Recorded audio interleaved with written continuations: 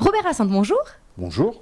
Alors vous êtes maire centriste du 6e secteur de Marseille, vous faites partie de la majorité UMP, en tout cas de l'équipe Jean-Claude Gaudin, et vous partez en dissidence dans la première circonscription, redécoupée face à Valérie Boyer qui est UMP et qui fait partie de l'équipe Gaudin. Vous voulez faire perdre la droite? Cette majorité, je la soutiens sur le plan municipal.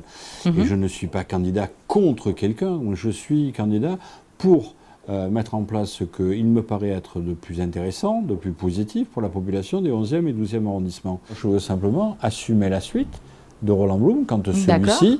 C'était votre pacte, c'est ce que vous vous êtes dit en 2007. Vas-y Roland, après moi j'irai. C'est ce que nous nous sommes dit. On n'est pas suppléant pour rien. Quand vous êtes suppléant, c'est qu'à veut dire qu'à un moment donné, on considère que vous êtes prêt pour devenir député tutélaire. Et c'est la raison pour laquelle je pense que l'heure est venue. Mais vous ne craignez pas Valérie Boyer, puisque le vote arménien est important dans votre circonscription et c'est elle qui a proposé la loi qui pénalise la négation du génocide. Ça a sans doute dû marquer les esprits. Je pense que malheureusement, ce n'était que électoraliste et aujourd'hui, la communauté arménienne a le sentiment d'avoir été manipulée, d'avoir été flouée.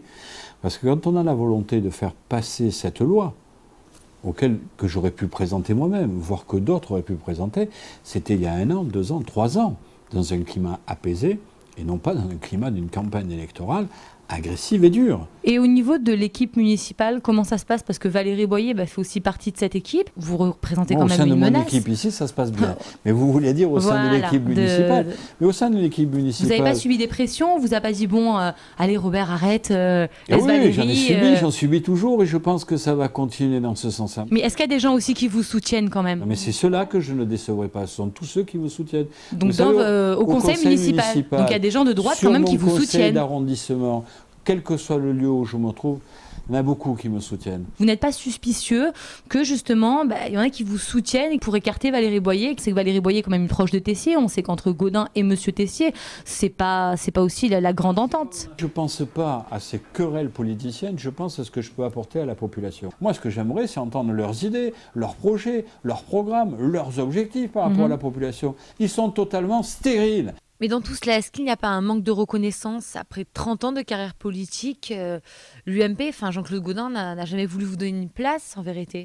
Le sentiment que vous avez est un sentiment que je peux partager. Les personnes avec qui je suis depuis des décennies ne m'ont peut-être pas facilité autant que ce que j'aurais pu l'être, oui. Moi, je considère que ma personnalité, mon caractère beaucoup plus affirmé que ces parlementaires bénis oui-oui, me permettra sans doute de mieux défendre le positionnement local de ce qui a été fait jusqu'à aujourd'hui.